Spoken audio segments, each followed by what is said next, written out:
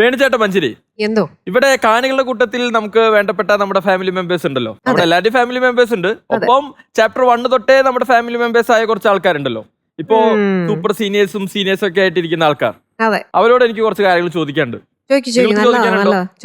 ഇപ്പൊ നിങ്ങൾ മത്സരാർത്ഥികളല്ല, നിങ്ങൾ ചില്ല് ചെയ്ത് അവിടെ ഇരിക്കുന്നു, ചാരി കിടന്ന് കാണുന്നു, പാട്ട് ആസ്വദിക്കുന്നു, പാട്ട് കേൾക്കുമ്പോൾ ഉറങ്ങുന്നു, അങ്ങനെ പലവിധ അഭ്യാസങ്ങളാണ് അവിടെ ഇരുന്ന് ചെയ്തുകൊണ്ടിരിക്കുന്നത്.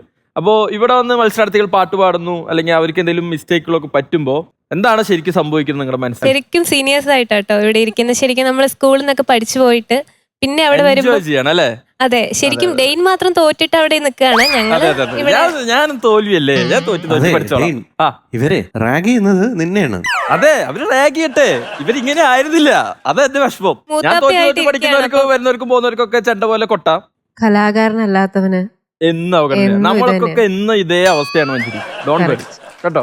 ഞങ്ങൾ ശരിക്കും നല്ല സീനിയേഴ്സ് ആണ് കേട്ടോ. കാരണം എല്ലാവരും നമ്മളടുത്ത് ടിപ്സ് ചോദിക്കാറുണ്ട്. ഞങ്ങള് എങ്ങനെയാണ് സ്റ്റേജിൽ നിൽക്കേണ്ടത്, പാട്ട് എങ്ങനെ സെലക്ട് ചെയ്യണം, അപ്പൊ അതൊക്കെ ഹെൽപ്പ് ചെയ്യാൻ പറ്റുന്നുണ്ട് നമ്മുടെ ഒരു എക്സ്പീരിയൻസ്. പിന്നെ അവരവിടെ നിന്ന് പാടുമ്പോൾ ശരിക്കും എനിക്ക് മനസ്സിൽ നല്ല ടെൻഷനാണ്. ഞാൻ എന്നെയാണ് അവിടെ കാണുന്നത്. ആ ഒരു 5 മിനിറ്റ് അവരെത്ര ടെൻഷനിലാണ് അത് പാടുന്നേ എന്നാണ് എനിക്ക് തോന്നിയിട്ടുള്ളത്.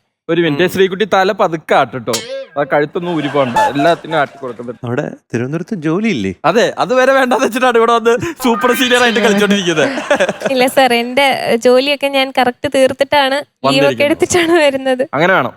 ഞാനും അങ്ങനെ തന്നെയാ. ഇപ്പൊ എന്റെ ബാക്കി ജോബ്സ് ഒക്കെ ഞാൻ കറക്റ്റ് ക്രിസ്റ്റൽ ക്ലിയർ ആയിട്ട് ഫിനിഷ് ചെയ്തിട്ടേ ഞാൻ ഇവിടെ വരാറുള്ളൂ. ഞങ്ങളിവിടെ എന്തിനാ ഡെയിനെ വരുന്നത്? അത് തന്നെയാണ് എന്റെ ചോദ്യം. നിങ്ങൾ എന്തിനാ ശരിക്കും ഇവിടെ വരുന്നത്?